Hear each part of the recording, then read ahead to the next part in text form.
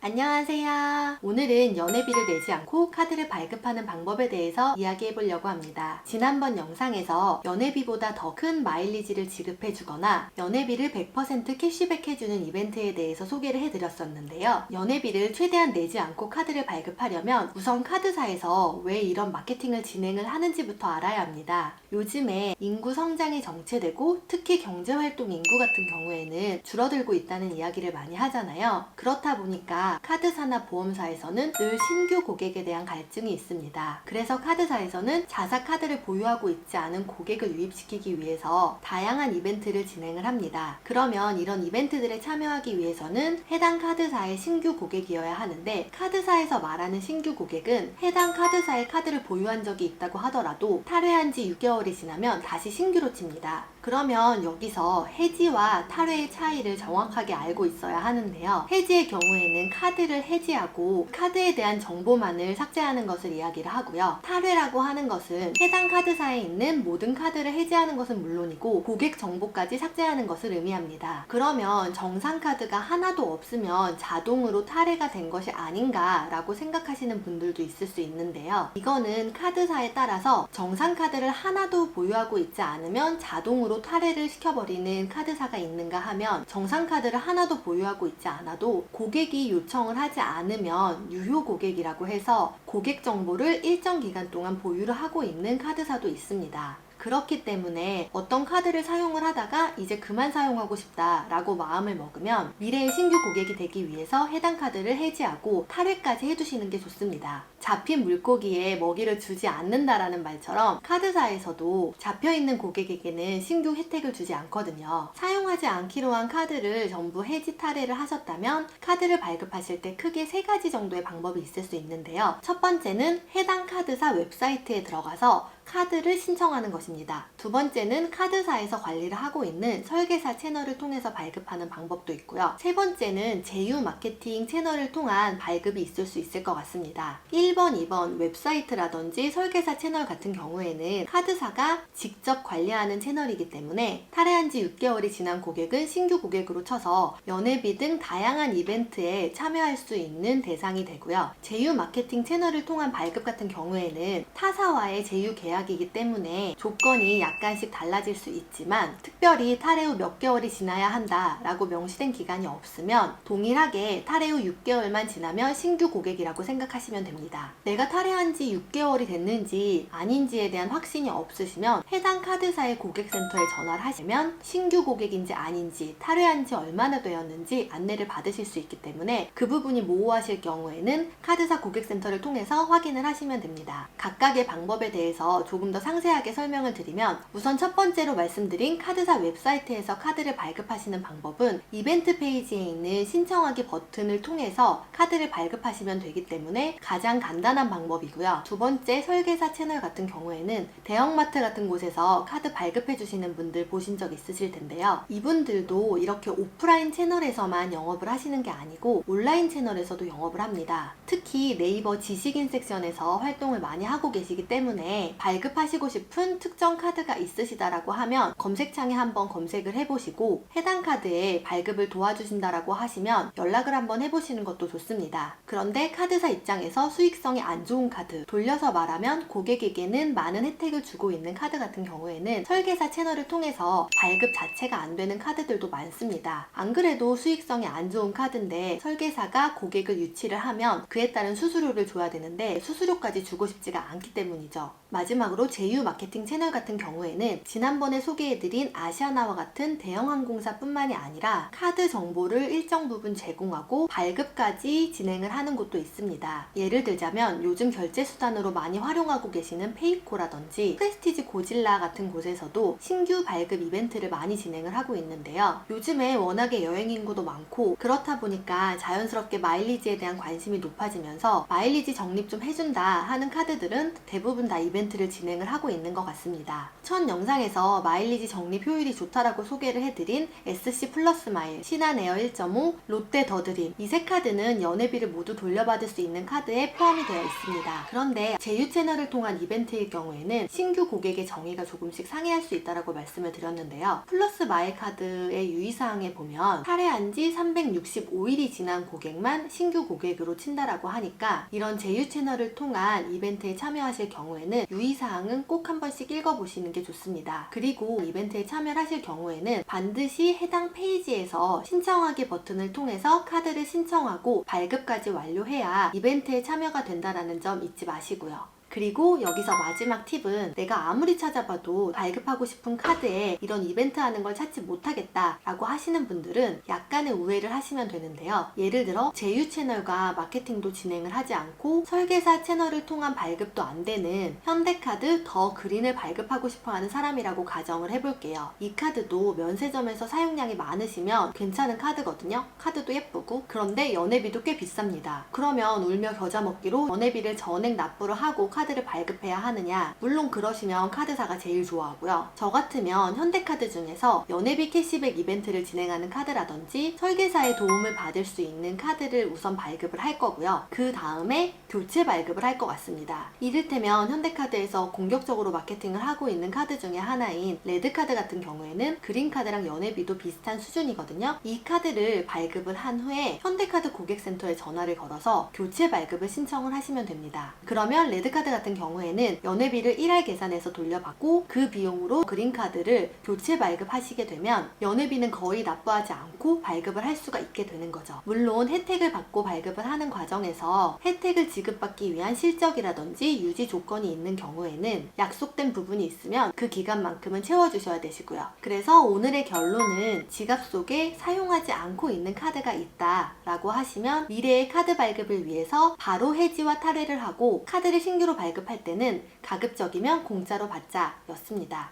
안녕.